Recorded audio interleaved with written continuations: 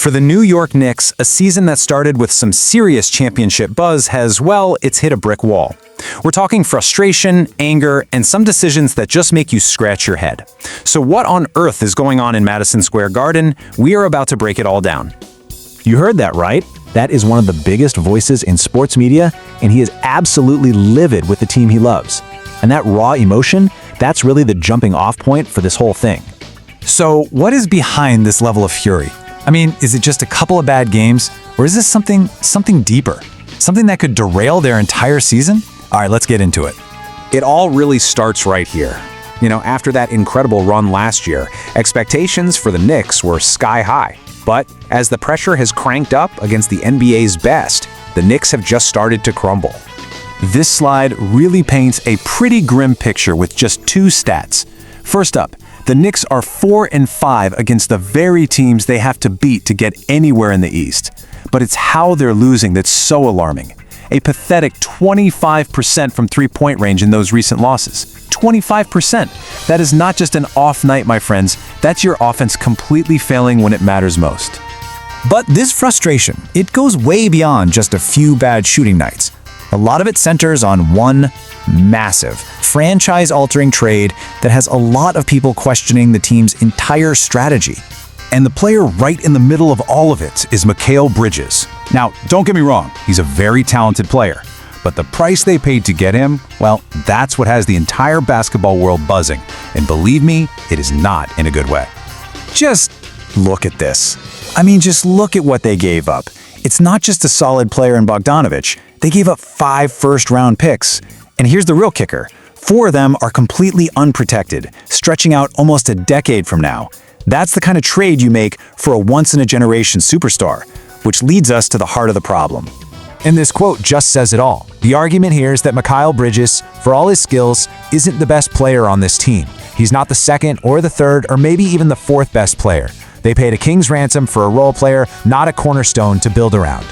So, what this really boils down to is opportunity cost. With all those assets, the Knicks were in a perfect spot to make a real run at a true MVP caliber player, someone like Giannis Antetokounmpo, if he ever became available.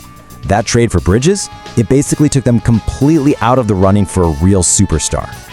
And this whole problem gets bigger because it's not happening in a vacuum. While the Knicks are making these questionable moves, their biggest rivals in the East are loading up. They're in an arms race. I mean, just look around the conference. The Cavaliers get James Harden, and they immediately go on a 6-1 tear. The Pistons have leveled up so much, they're dominating the Knicks. And the Celtics? They're only getting stronger with Jalen Brown playing out of his mind and Jason Tatum about to come back.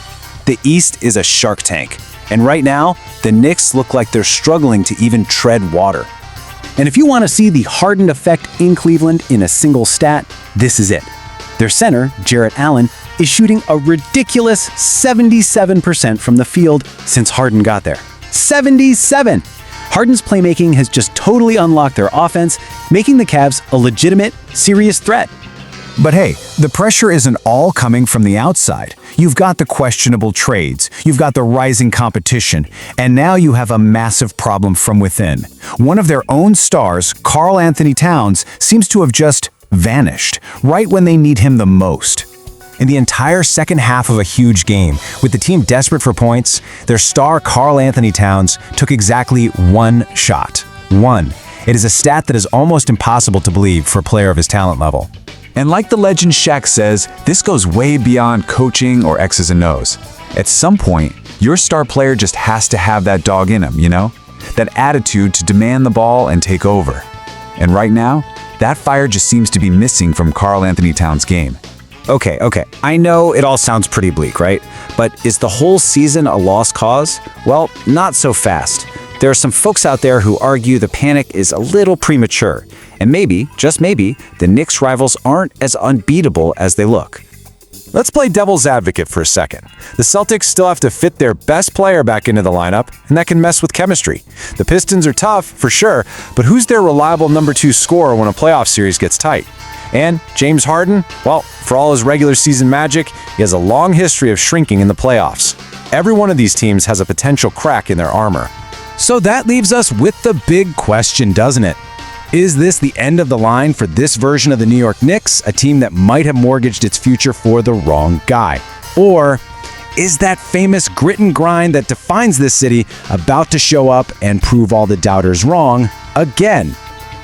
I guess we're going to find out.